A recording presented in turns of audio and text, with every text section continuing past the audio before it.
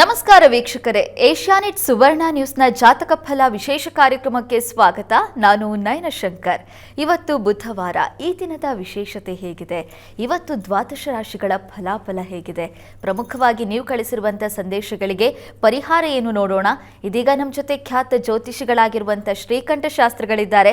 ಬನ್ನಿ ಅವರನ್ನ ಕಾರ್ಯಕ್ರಮಕ್ಕೆ ಸ್ವಾಗತಿಸೋಣ. ಶಾಸ್ತ್ರಿಗಳೇ, ಕಾರ್ಯಕ್ರಮಕ್ಕೆ ಸ್ವಾಗತ. ನಮಸ್ಕಾರ. ಶಾಸ್ತ್ರಿಗಳೇ, ಇವತ್ತು ಬುಧವಾರ, ಈ ದಿನದ ವಿಶೇಷತೆಯನ್ನು ತಿಳಿಸ್ಕೊಡೋದಾದರೆ? ಶ್ರೀ ಗುರುಭ್ಯೋ ನಮಃ. ಹರಿ ಓಂ. ಮೂರ್ತಿತ್ವೇ ಪರಿಕಲ್ಪಿತ ಶಶಿಭೃತೋ ವರ್ತ್ಮಾ ಪುನರ್ಜನ್ಮನ ಆತ್ಮೇತ್ಯಾತ್ಮವಿದಾಂ ಕೃತುಶ್ಚ ಯಜತಾಂ ಭರತ ಅಮರ ಜ್ಯೋತಿಷಾಂ ಲೋಕಾನಾಂ ಪ್ರಳಯೋದ್ಭವ ಸ್ಥಿತಿ ವಿಭಶ್ಚಾನೇಕಧಾ ಯಶ್ರಿತೌ ವಾಚನ್ನ ಸದ್ದದಾತು ಅನೇಕ ಕಿರಣಃ ತ್ರೈಲೋಕ್ಯ ದೀಪೋ ರವಿಹಿ. ಸಮಸ್ತ ವೀಕ್ಷಕರಿಗೆ ಶುಭೋದಯ, ಶುಭ ಬೆಳಗು. ಈ ದಿನದ ಸಂದೇಶಗಳನ್ನು ಪರಿಶೀಲಿಸುವ ಪೂರ್ವದಲ್ಲಿ ಹೊತ್ತಿನ ಪಂಚಾಂಗವನ್ನು ಗಮನಿಸಿಕೊಳ್ಳೋಣ. ಶ್ರೀ ವಿಶ್ವಾವಸುನಾಮ ಸಂವತ್ಸರ, ಉತ್ತರಾಯಣ, ಶಿಶಿರ ಋತು, ಫಾಲ್ಗುಣ ಮಾಸ, ಶುಕ್ಲ ಪಕ್ಷವಾಗಿದೆ. ಈ ದಿವಸ ಬುಧವಾರವಾಗಿರ್ತಕ್ಕಂಥದ್ದು. ನವಮಿ ತಿಥಿ, ರೋಹಿಣಿ ನಕ್ಷತ್ರ. ಈ ದಿವಸ ಚಂದ್ರಗುತ್ತಿಯಲ್ಲಿ, ನಮ್ಮ ಚಂದ್ರಗುತ್ತಿ ಕ್ಷೇತ್ರ ಈ ಸೊರಬ ತಾಲೂಕಿನಲ್ಲಿ ಬರತಕ್ಕಂಥದ್ದು, ಶಿವಮೊಗ್ಗ ಜಿಲ್ಲೆ ಆ ಸಮೀಪದಲ್ಲಿ. ಬಹಳ ವಿಶಿಷ್ಟವಾದ ಕ್ಷೇತ್ರ ಚಂದ್ರಗುತ್ತಿ ರೇಣುಕಾ ಸನ್ನಿಧಾನ. ನಾವು ನಮ್ಮ ಈ ಸವದತ್ತಿ ಯಲ್ಲಮ್ಮನ ಸನ್ನಿಧಾನ ಏನು ಕಾಣ್ತೀವೋ ಹಾಗೆ ಇಲ್ಲೂ ಕೂಡ ರೇಣುಕೆ ಯಲ್ಲಮ್ಮ, ಅಲ್ಲಿ ರೇಣುಕಾದೇವಿ ಜಮದಗ್ನಿಯ ಮಹರ್ಷಿ, ಆ ಮಹರ್ಷಿಯ ಮಡದಿ. ಆಕೆ ಪರಶುರಾಮ ಅಲ್ಲಿ ತಲೆಯನ್ನು ಕತ್ತರಿಸಿದ್ದು ಇತ್ಯಾದಿ ಕಥೆಗಳನ್ನು ನಾವಲ್ಲೂ ಕಾಣ್ತೀವಿ. ಇಲ್ಲೂ ಆ ಕಥೆಯನ್ನು ಹೇಳ್ತಾರೆ.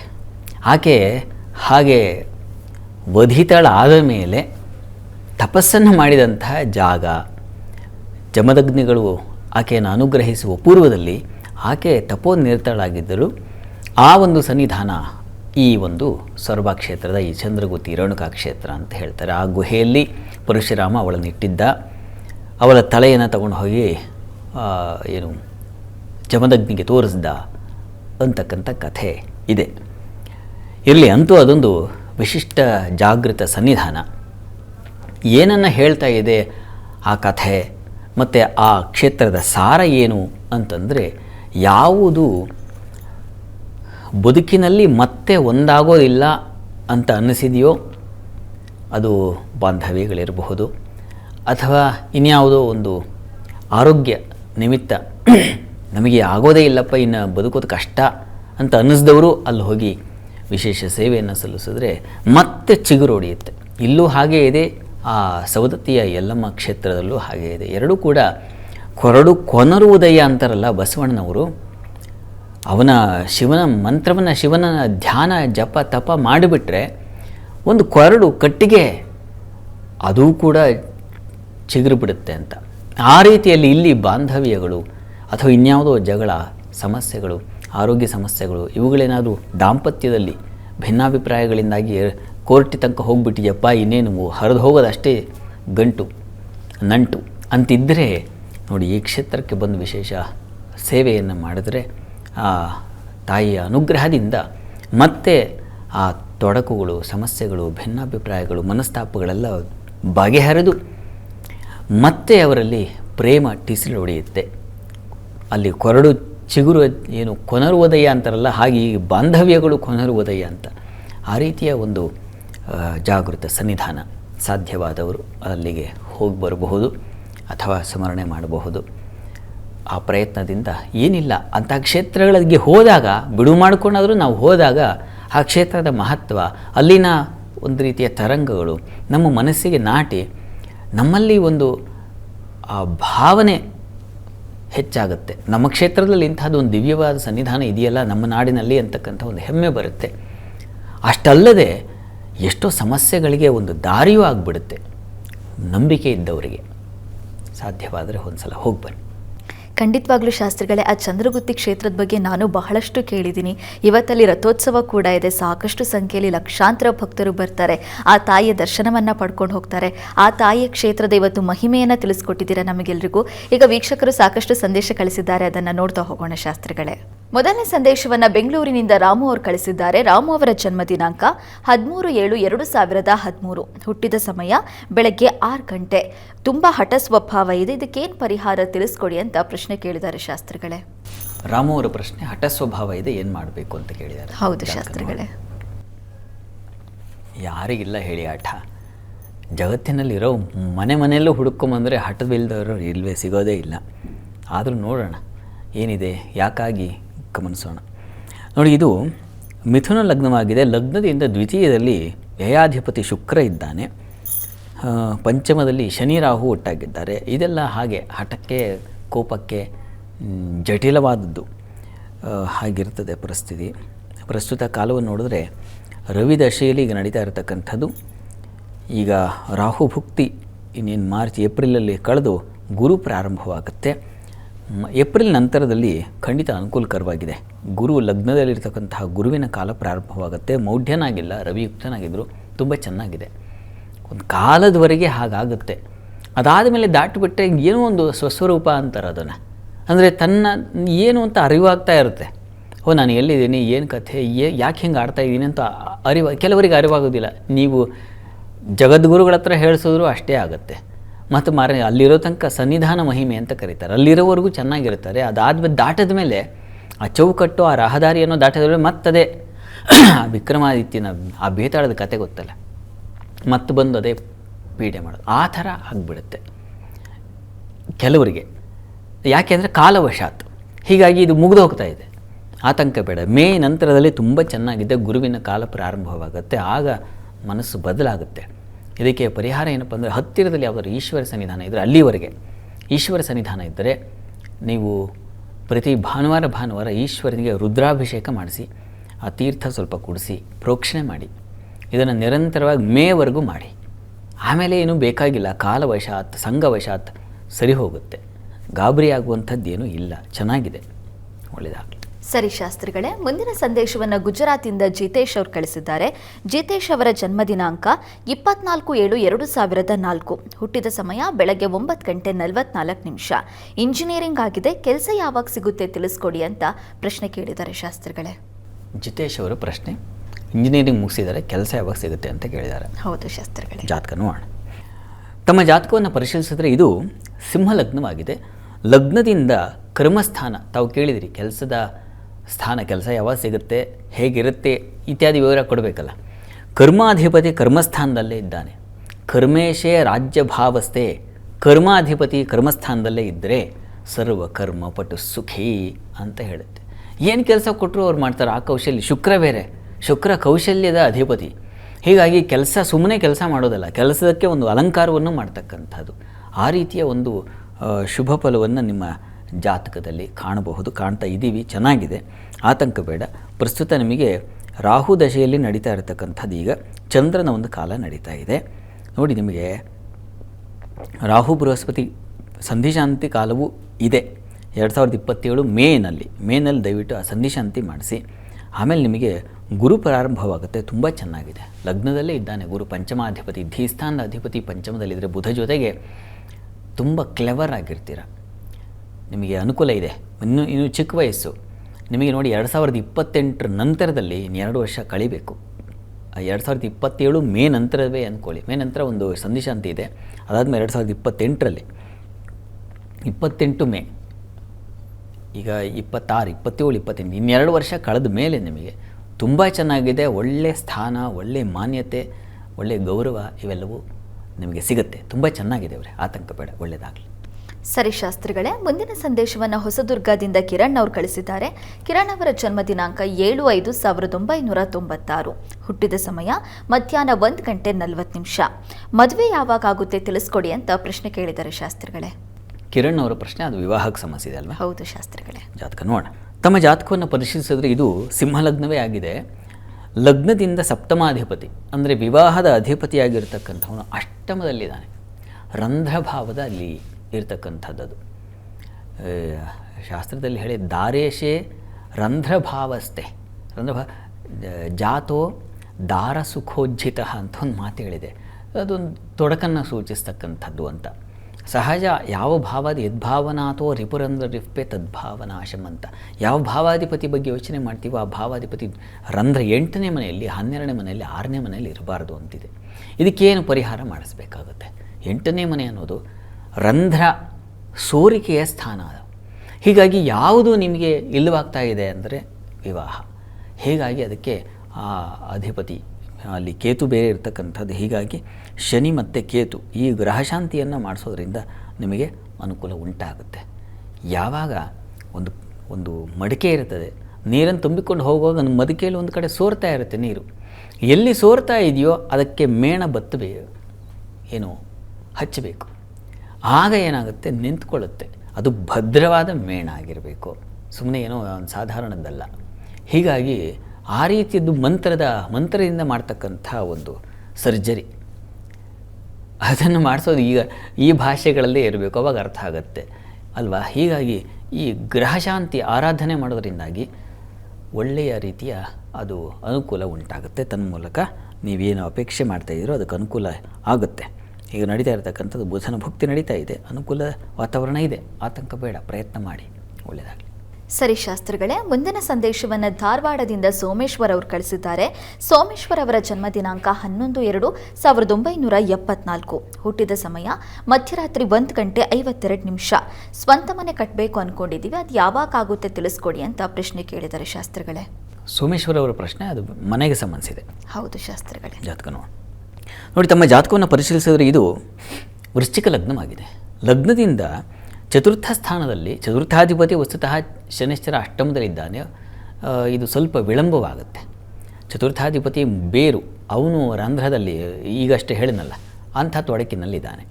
ಆದರೆ ಲಾಭಾಧಿಪತಿಯಾಗಿರ್ತಕ್ಕಂಥ ಬುಧ, ಧನಾಧಿಪತಿಯಾದಂಥ ಗುರು ಇಬ್ಬರೂ ಕೂಡ ಈ ಚತುರ್ಥದಲ್ಲಿರೋದು ತುಂಬ ಒಳ್ಳೆಯದು. ಅಲ್ಲಿ ಜಾತೋ ಗೃಹ ಭೂಮಿ ಸುಖಾನ್ವಿತ ಅಂತ ಹೇಳಿದೆ.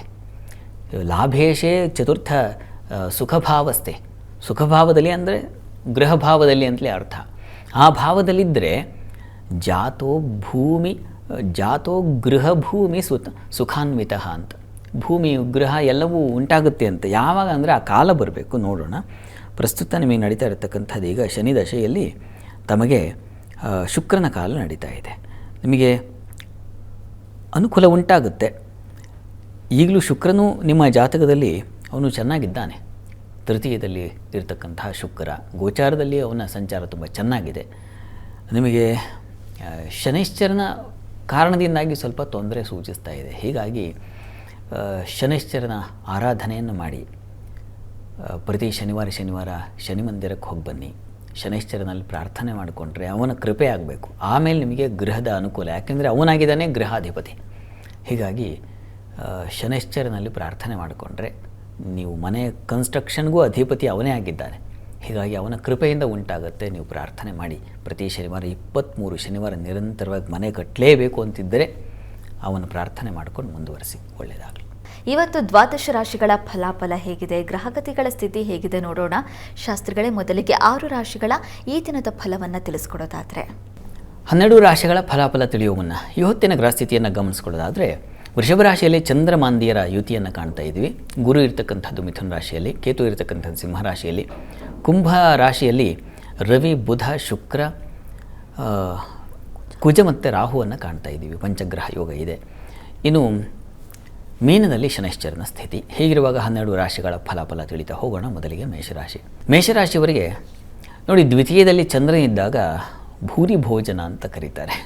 ಹೀಗಾಗಿ ಈ ದಿವಸ ಯಾವುದೋ ಒಂದು ಕ್ಷೇತ್ರ ದರ್ಶನದಲ್ಲೋ ಅಥವಾ ಇನ್ಯಾವುದೋ ಒಂದು ಶುಭ ಸಮಾರಂಭಗಳು ಇತ್ಯಾದಿ ಇರುತ್ತಲ್ಲ, ಅಂಥ ಕಡೆಯಲ್ಲಿ ಒಂದು ಔತಣ ಕೂಟ, ಭೋಜನ ಕೂಟ ಏರ್ಪಾಡಾಗಿರುತ್ತೆ. ಈ ದಿವಸ ಚೆನ್ನಾಗಿದೆ. ಇನ್ನು ಸ್ವಲ್ಪ ಮಾಂದ್ಯವೂ ಇರೋದರಿಂದ ಸ್ವಲ್ಪ ಎಚ್ಚರಿಕೆಯಿಂದ ಊಟ ಮಾಡ್ತಕ್ಕಂಥದ್ದು ಒಳ್ಳೆಯದು. ನೆತ್ತಿಗಾಡ್ರು ಬಿಡೋದು, ಇನ್ನೇನೋ ಆಗೋದು, ಅಥವಾ ನಾಲ್ಗೆ ಕಚ್ಕೊಂಡ್ಬಿಡೋದು, ಈ ಥರ ಸಾಧ್ಯತೆ ಇದೆ. ದ್ವಿತೀಯದಲ್ಲಿ ಮಾಂದಿ ಇದ್ದರೆ ರುಚಿಯ ಜೊತೆಗೆ ಏಟು ಏರುತ್ತೆ, ಹುಷಾರು. ಮತ್ತು ವಿದ್ಯಾರ್ಥಿಗಳಿಗೆ ಸ್ವಲ್ಪ ತೊಂದರೆ ತೊಡಕನ್ನು ಸೂಚಿಸ್ತಾ ಇದೆ. ಗಲಾಟೆ, ಘರ್ಷಣೆ, ಹುಷಾರು. ಹೆಣ್ಣುಮಕ್ಕಳಿಗೆ ಹಣಕಾಸಿನ ವಿಚಾರದಲ್ಲಿ ತಗಾತೆಗಳು ಬರತಕ್ಕಂಥ ಸಾಧ್ಯತೆ, ಗಮನ ಇರಲಿ. ಕೆಲಸ ಕಾರ್ಯಗಳಲ್ಲಿ ಅನುಕೂಲಕರ ವಾತಾವರಣ ಇದೆ. ಔಷಧ ವ್ಯಾಪಾರಗಳಿಗೆ ತುಂಬ ಚೆನ್ನಾಗಿದೆ. ಲಾಭವೂ ಇದೆ. ವಿದೇಶ ವಹಿವಾಟಿನ ಲಾಭ ಇತ್ಯಾದಿ ಚೆನ್ನಾಗಿದೆ. ಈ ದಿವಸ ಚೆನ್ನಾಗಿದೆ. ಪ್ರಾರ್ಥನೆಗೆ ದಿವಸ ಅನ್ನಪೂರ್ಣೇಶ್ವರಿ ಪ್ರಾರ್ಥನೆ ಮಾಡಿ. ಇನ್ನು ವೃಷಭ ರಾಶಿಯವರಿಗೆ ಈ ದಿವಸ ನಿಮಗೆ ಮಾತಿನ ಸಮೃದ್ಧಿ, ಮಾತಿನ ಕೌಶಲ್ಯ ಚೆನ್ನಾಗಿರ್ತದೆ. ಬ್ಯಾಂಕುಗಳಲ್ಲಿ ಕೆಲಸ ಮಾಡೋರಿಗೆ, ಹಣಕಾಸಿನ ವಿಚಾರಗಳಲ್ಲಿ ಕ್ಷೇತ್ರಗಳಲ್ಲಿ ಇರ್ತಕ್ಕಂಥವ್ರಿಗೆ ತುಂಬ ಚೆನ್ನಾಗಿದೆ.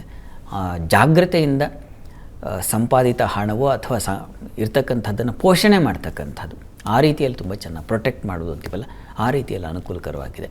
ಇನ್ನು ಇದು ಕೆಲಸ ಕಾರ್ಯಗಳಲ್ಲಿ ಸ್ವಲ್ಪ ಎಚ್ಚರಿಕೆ ಬೇಕು.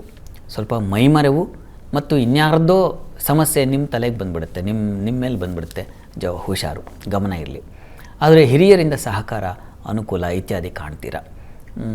ಮುಖ್ಯವಾಗಿ ಸಂಗಾತಿಯಲ್ಲಿ ಅನ್ಯೋನ್ಯತೆ, ಸಾಮರಸ್ಯ ಇದೆ ಈ ದಿವಸ. ಸ್ವಲ್ಪ ಕಣ್ಣಿಗೆ ಪೆಟ್ಟು ಬೀಳುವ ಸಾಧ್ಯತೆ ಇದೆ. ತಲೆಗೆ ಪೆಟ್ಟು ಬೀಳೋದು, ಕಣ್ಣಿಗೆ ಪೆಟ್ಟು ಬೀಳಬಹುದು, ಗಮನ ಇರಲಿ. ದುರ್ಗಾ ಕವಚ ಹೇಳ್ಕೊಳ್ಳಿ. ಇನ್ನು ಮಿಥುನ ರಾಶಿ. ಮಿಥುನ ರಾಶಿಯವರಿಗೆ ಈ ದಿವಸ ವೃತ್ತಿಯಲ್ಲಿ ಅನುಕೂಲ, ಸಪೋರ್ಟ್, ಸಹಕಾರ ಇತ್ಯಾದಿ ಅನುಕೂಲಕರವಾಗಿದೆ. ಈ ದಿವಸ ಚೆನ್ನಾಗಿದೆ. ಈ ದಿವಸ ನಿಮಗೆ ಹಣ ವ್ಯಯ, ಅನಗತ್ಯ ವಿಚಾರಗಳಿಗೆ, ಅನಗತ್ಯ ವಸ್ತುವಿಗೆ ಹಣ ಕಳೆದು ಹೋಗೋ ಸಾಧ್ಯತೆ ಜಾಸ್ತಿ ಇರುತ್ತೆ. ಹುಷಾರು, ಗಮನ ಇರಲಿ. ಹೆಣ್ಮಕ್ಳಿಗೆ ಕಾಲಿಗೆ ಪೆಟ್ಟು ಮಾಡ್ಕೊಳ್ಳೋ ಸಾಧ್ಯತೆ ಜಾಸ್ತಿ ಇದೆ, ಗಮನ ಇರಲಿ. ಓಡಾಡುವಾಗ ಹುಷಾರಾಗಿ ಓಡಾಡಿ. ಇನ್ನು ಸಂಗಾತಿಯಿಂದ ಅನ್ಯೋನ್ಯತೆ, ಸಾಮರಸ್ಯ ಚೆನ್ನಾಗಿದೆ. ವ್ಯಾಪಾರಿಗಳಿಗೂ ಅನುಕೂಲಕರವಾಗಿದೆ ಈ ದಿವಸ. ಅಂದರೆ ವ್ಯವಹಾರಗಳು ಚೆನ್ನಾಗಿ ನಡೆಯುತ್ತೆ. ಆದರೆ ಹಣಕಾಸಿನ ವಿಚಾರದಲ್ಲಿ ಗಮನ ಬೇಕು, ಅದನ್ನು ಸೂಚಿಸ್ತಾ ಇದೆ. ಇನ್ನು ತಂದೆ ಮಕ್ಕಳಲ್ಲಿ ಸ್ವಲ್ಪ ಮನಸ್ತಾಪ, ಭಿನ್ನಾಭಿಪ್ರಾಯಗಳ ಸಾಧ್ಯತೆ ಸ್ವಲ್ಪ ಪ್ರಮಾಣದಲ್ಲಿದೆ, ಗಮನ ಇರಲಿ. ನರಸಿಂಹ ಪ್ರಾರ್ಥನೆ ಮಾಡಿಕೊಳ್ಳಿ. ಇನ್ನು ಕರ್ಕಟಕ ರಾಶಿ. ಕರ್ಕಟಕ ರಾಶಿಯವರಿಗೆ ಲಾಭದಾಯಕವಾಗಿದೆ ಈ ದಿವಸ. ಹಾಲು, ಹೈನು, ಹೂವು, ಹಣ್ಣಿನ ವ್ಯಾಪಾರಿಗಳಿಗೆ, ಪುಷ್ಪ ವ್ಯಾಪಾರಿಗಳಿಗೆ ತುಂಬ ಚೆನ್ನಾಗಿದೆ. ವಸ್ತ್ರ ವ್ಯಾಪಾರಿಗಳಿಗೆ ಹೆಚ್ಚಿನ ಅನುಕೂಲ ಇದೆ. ಗೋವು, ಅವುಗಳಿಗೆ ಸಂಬಂಧಿಸಿರ್ತಕ್ಕಂಥ ಕ್ಷೇತ್ರ ತುಂಬ ಚೆನ್ನಾಗಿದೆ, ಲಾಭದಾಯಕವಾಗಿದೆ. ಮತ್ತು ನೀರಿನ ಕ್ಷೇತ್ರಗಳು, ಕೃಷಿ ಕ್ಷೇತ್ರಗಳು ಇದೆಲ್ಲ ತುಂಬ ಚೆನ್ನಾಗಿದೆ. ಮತ್ತು ಈ ದಿವಸ ನಿಮಗೆ ಸಂಗಾತಿಯಲ್ಲಿ ಸಾಮರಸ್ಯ, ಅನ್ಯೋನ್ಯತೆ, ಧರ್ಮ ಕಾರ್ಯಗಳು, ಶುಭ ಕಾರ್ಯಗಳಲ್ಲಿ ಪಾಲ್ಗೊಳ್ತಕ್ಕಂಥದ್ದು, ಮನರಂಜನೆ, ಮನಸ್ಸಿಗೆ ಹಿತವಾದ ಒಂದು ವಾತಾವರಣ, ಮಕ್ಕಳಿಂದ ತುಂಬ ಮನಸ್ಸಿಗೆ ಹಿತವಾದ ಸಂತೋಷದ ವಾತಾವರಣ, ವಿದೇಶ ವಹಿವಾಟಿನ ಸಂಪರ್ಕಗಳು ಏರ್ಪಾಡಾಗೋದು, ಒಳ್ಳೆಯ ಶುಭವಾರ್ತೆ ಕೇಳೋದು, ಹೀಗೆ ಚೆನ್ನಾಗಿದೆ. ಪಟ್ಟಿ ಮಾಡ್ತಾ ಹೋದರೆ ಜಾಸ್ತಿ ಇದೆ. ಪ್ರಾರ್ಥನೆಗೆ ದಿವಸ ಇಷ್ಟ ದೇವತಾರಾಧನೆ ಮಾಡಿ. ಇನ್ನು ಸಿಂಹರಾಶಿ. ಸಿಂಹರಾಶಿಯವರಿಗೆ ದಿವಸ ವೃತ್ತಿಯಲ್ಲಿ ಈ ದಿವಸ ತುಂಬ ಚೆನ್ನಾಗಿದೆ. ಸ್ವಲ್ಪ ಪ್ರಮಾಣದಲ್ಲಿ ಎಚ್ಚರಿಕೆಯೂ ಬೇಕಾಗಿದೆ. ಮಂದಿ ಸೇರಿರೋದ್ರಿಂದ ಹೆಣ್ಣುಮಕ್ಕಳು ಬಹಳ ಮುಖ್ಯವಾಗಿ ಎಲ್ಲ ಸರಿ. ಒಂದು ಪಾಯಿಂಟ್ ನಿಮಗೆ ಸ್ವಲ್ಪ ಮನಸ್ಸಿಗೆ ಬೇಸರ ಆಗಬಹುದು. ಉಳಿದ 90 ಭಾಗ ಏನಾಗುತ್ತೆ, ನಮಗೆ 90 ಭಾಗ ಚೆನ್ನಾಗಿದ್ದರೆ ಆ ಒಂದು ಭಾಗ ಇದೆಯಲ್ಲ, 99 ಭಾಗ ಚೆನ್ನಾಗಿದ್ದರೆ ಆ ಒಂದು ಭಾಗ ನಮಗೆ ತುಂಬ ನೋವಾಗುತ್ತೆ. ಆ ರೀತಿಯಲ್ಲಿದೆ ಈ ದಿವಸ. ಇನ್ನು ಉಳಿದ ಹಾಗೆ ಈ ದಿವಸ ವ್ಯವಹಾರದಲ್ಲಿ ತುಂಬ ಚೆನ್ನಾಗಿದೆ, ಅನುಕೂಲದ ವಾತಾವರಣ ಇದೆ. ದಾಂಪತ್ಯದ ಸ್ವಲ್ಪ ಭಿನ್ನಾಭಿಪ್ರಾಯಗಳು, ತಗಾದೆಗಳು ಸಾಧ್ಯತೆ ಸೂಚಿಸ್ತಾ ಇದೆ, ಹುಷಾರು. ಇನ್ನು ಸ್ನೇಹಿತರ ಸಹಕಾರ, ಬಂಧುಗಳ ಸಹಕಾರ ಇತ್ಯಾದಿ ಅನುಕೂಲಕರವಾಗಿದೆ. ಪ್ರಾರ್ಥನೆಗೆ ಈ ದಿವಸ ಕೃಷ್ಣ ಪ್ರಾರ್ಥನೆ ಮಾಡಿ. ಇನ್ನು ಕನ್ಯಾ ರಾಶಿ. ಕನ್ಯಾ ರಾಶಿಯವರಿಗೆ ದಿವಸ ಕೆಲಸ ಕಾರ್ಯಗಳಲ್ಲಿ ತುಂಬ ಚೆನ್ನಾಗಿದೆ. ವೃತ್ತಿಯಲ್ಲಿ ನೀವು ಹೇಳಿದ್ದೇ ವೇದವಾಕ್ಯ ಸರಿ ಇದೆ. ನೀವು ಮಾಡಿದ ಕೆಲಸ ಇನ್ನೊಬ್ಬರು ಯಾರು ತಗಾದೇ ಮಾಡೋದಿಲ್ಲ, ಅಷ್ಟು ಚೆನ್ನಾಗಿದೆ. ಇನ್ನು ಬಂಧುಗಳ, ಸ್ನೇಹಿತರ ವಿಚಾರದಲ್ಲೂ ತುಂಬ ಚೆನ್ನಾಗಿದೆ. ಈ ದಿವಸ ಶುಭ ಕಾರ್ಯಗಳು, ಸಮಾರಂಭಗಳು ಇಂಥ ಕಡೆ ಹೋಗ್ತಕ್ಕಂಥದ್ದು, ಮನಸ್ಸಿಗೆ ಯಾವುದು ಹಿತವೋ ಆ ಕೆಲಸಗಳಲ್ಲಿ ನೀವು ನಿರತರಾಗೋದು, ಈ ಥರ ತುಂಬ ಚೆನ್ನಾಗಿದೆ. ಸಂಗಾತಿಯಲ್ಲೂ ಅಷ್ಟೇ ಅನ್ಯೋನ್ಯತೆ, ಸಾಮರಸ್ಯ ಈ ಥರದ ಅನುಕೂಲಕರವಾಗಿದೆ. ಪ್ರಾರ್ಥನೆಗೆ ಈ ದಿವಸ ನೀವು ಕೂಡ ಕೃಷ್ಣ ಸನ್ನಿಧಾನದಲ್ಲಿ ಒಂದು ತುಳಸಿ ಅರ್ಚನೆ ಮಾಡಿಸೋದು ತುಂಬ. ಇನ್ನು ತುಲಾರಾಶಿ. ತುಲಾರಾಶಿಯವರಿಗೆ ಕೆಲಸ ಕಾರ್ಯಗಳಲ್ಲಿ ಜವಾಬ್ದಾರಿ ವಹಿಸಿರ್ತಾರೆ. ಜವಾಬ್ದಾರಿ ನಿಮಗೆ ತೊಂದರೆ ಕೊಡುತ್ತೆ, ಹುಷಾರಾಗಿರಬೇಕು, ಎಚ್ಚರಿಕೆಯಿಂದ ನಿಭಾಯಿಸಬೇಕಾಗುತ್ತೆ. ಹೆಣ್ಣು ಮಕ್ಕಳಿಗೆ ಸ್ವಲ್ಪ ಅಪಮಾನ, ತುಂಬ ಒಳ್ಳೆ ಲೆವೆಲಲ್ಲಿರ್ತೀರಿ, ಒಳ್ಳೆ ಸ್ಟೇಟಸಲ್ಲಿರ್ತೀರಿ, ಆದರೆ ಅಂಥವರಿಗೆ ತೊಂದರೆ ಆಗಿಬಿಡೋ ಸಾಧ್ಯತೆ. ಯಾರು ಅಧಿಕಾರ ಸ್ತರದಲ್ಲಿದ್ದಾರೋ ಅವರಿಗೆ ತೊಂದರೆಗಳಾಗೋ ಸಾಧ್ಯತೆ ಜಾಸ್ತಿ ಇದೆ. ಅವಮಾನ, ಅಪಮಾನ, ಇನ್ನೇನೋ ಈ ರೀತಿಯಲ್ಲಿ ಲಕ್ಷಣ ಇದೆ, ಗಮನ ಇರಲಿ. ಸಂಗಾತಿಯಲ್ಲಿ ಅನ್ಯೋನ್ಯತೆ ಚೆನ್ನಾಗಿದೆ, ತೊಂದರೆ ಇಲ್ಲ. ಧೈರ್ಯವೂ ಇದೆ, ದೈವಾನುಗ್ರಹ ಇದೆ ಮುಖ್ಯವಾಗಿ. ಹೀಗಾಗಿ ಆತಂಕ ಮಾಡ್ಕೋಬೇಡಿ. ದುರ್ಗಾ ಸನ್ನಿಧಾನದಲ್ಲಿ ಒಂದು ಪುಷ್ಪಾರ್ಚನೆ ಮಾಡಿಸಿ ಕೆಲಸಕ್ಕೆ ಹೋದರೆ ಬಹಳ ಒಳ್ಳೆಯದು. ಇನ್ನು ವೃಶ್ಚಿಕ ರಾಶಿ.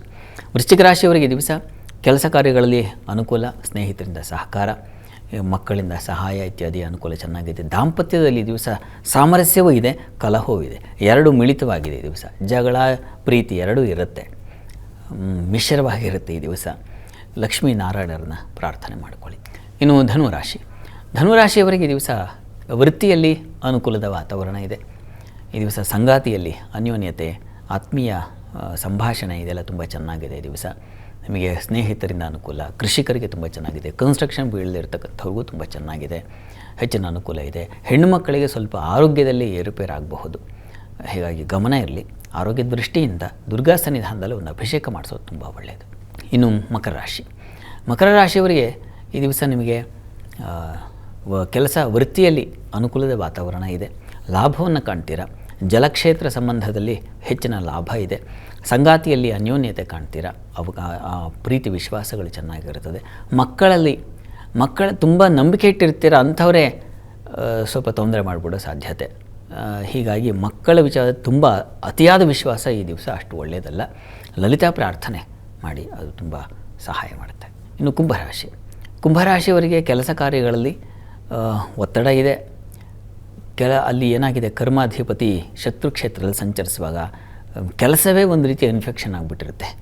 ಕಾರ್ಯಗಳಲ್ಲೇ ತೊಡಕುಗಳು, ಕಹಿ ಘಟನೆಗಳು ಈ ರೀತಿಯಲ್ಲಿದೆ. ಇನ್ನು ಮಾತು, ಹಿರಿಯರಿಂದ ನಿಮಗೆ ಒಂದು ಸಲಹೆ ಸಿಗಬಹುದು, ಅದರಿಂದ ಒಳ್ಳೆಯದು ತಗೊಳ್ಳಿ. ಗುರು ಮಾರ್ಗದರ್ಶನ ತಗೊಳ್ಳೋದು ತುಂಬ ಒಳ್ಳೆಯದು. ಆದರೆ ಹೈಯರ್ ಸ್ಟಡೀಸ್ ಅವರಿಗೆ ತುಂಬ ಚೆನ್ನಾಗಿದೆ.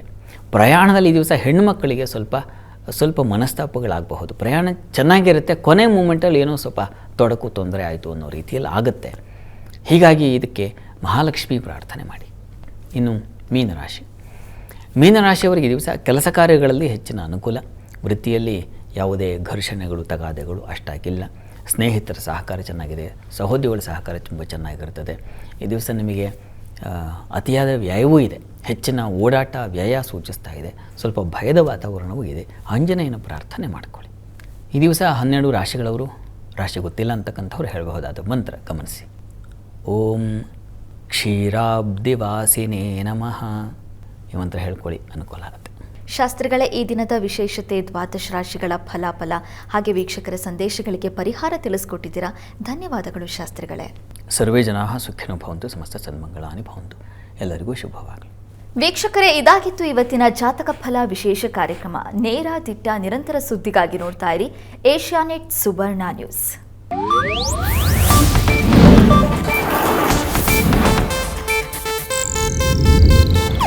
ಇದು ಏಷ್ಯಾನೆಟ್ ನ್ಯೂಸ್ ನೆಟ್ವರ್ಕ್ ಪ್ರಸ್ತುತಿ.